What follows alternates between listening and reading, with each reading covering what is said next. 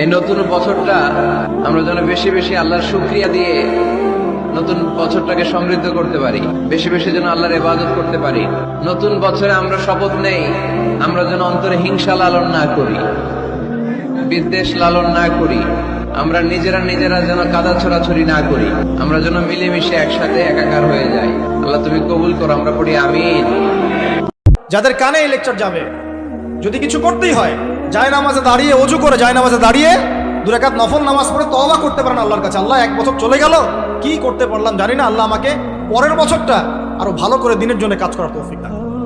এইটুকু করা যাবে না? যদি করতে চান এতটুকু করেন, এর বাইরে কিছু করতে চান, আল্লাহ পাক বোঝার তৌফিক দান করুন। আমি মানুষের দুর্ব্যবহারে কষ্ট পাবেন না। যখন কাছের মানুষরা আপনাকে কষ্ট দিবে, এবং কাছের মানুষ কষ্ট আপনাকে দিবেই, কাছের মানুষটা আপনাকে বেশি কষ্ট দিবে জীবনে। মাঝে মাঝে আল্লাহ আমাদেরকে দুঃখ কষ্ট দিয়ে পরীক্ষা করতে চান, এগুলো আমাদের জন্য খারাপ নয়। এই দুঃখ কষ্ট বিপদ আমাদের কোমরকে সোজা করে, আমাদের পায়ের মাটিকে শক্ত করে, চিল্লায় বলেন ঠিক কিনা। প্রতিকূল পরিবেশে কিভাবে বাঁচতে হয় এই দুঃখ কষ্ট আমাদেরকে শিখায়। এজন্য মুমিন বান্দার বৈশিষ্ট্য হচ্ছে দুঃখ কষ্ট বেদনা জ্বালা এগুলোতে সে আপসেট হয় না, সে হাল ছেড়ে দেয় না, সে ভরসা রাখে একজনের উপর। চিল্লায় বলতে হবে তিনি কে? কারণ মুমিন জানে রাত্রি যত গভীর হয় অন্ধকার তমানিসা ভেদ করে সুবহে সাদিক হয়। মুমিন জানে গর্ভবতী নারীর পেটের ব্যথা যেই দিন বাড়তে থাকে ওই দিনই নতুন মেহমান আগমনের সময় ঘনাতে থাকে।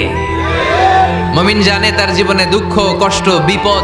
যেই স্বামী তার স্ত্রীকে এরকম বলে যে বউ গেলে 10টা বউ পাওয়া যাবে, মা তো আর পাওয়া যাবে না, সে এই কথাটা সত্য বলুক, কিন্তু এটা অন্যায় কথা এবং এটা অসুন্দর কথা। স্ত্রীকে এই কথা বলা মানে তাকে তাচ্ছিল্য করা, তাকে তুচ্ছ করা, এটা কোনো অবস্থাতে উচিত না। স্বামী স্ত্রী একে অন্যকে সুন্দরভাবে কথা বলতে হবে, সম্মান দিয়ে কথা বলতে হবে। মাকে মর্যাদা দিতে গেলে স্ত্রীকে কেন ছোট করতে হবে? পৃথিবীর একজন মানুষ ভুল করবে না কিন্তু মাপ চাবে, ছোট হবে, তার নাম স্বামী। কারণ মেয়েরা, নবী রাসূলুল্লাহ সাল্লাল্লাহু আলাইহি ওয়াসাল্লাম বলেছেন, তাদেরকে বাঁকা হাত থেকে তৈরি করা হয়েছে। বেশি সোজা করতে যাবা ভেঙে যাবে। সব জায়গায় পোদ্দারি করবেন।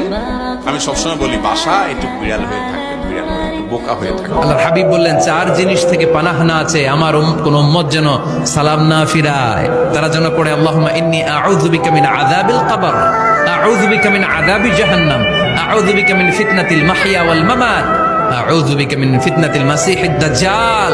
আল্লাহ কবরের আযাব থেকে বাঁচাও, আল্লাহ জাহান্নামের আগুন থেকে বাঁচাও।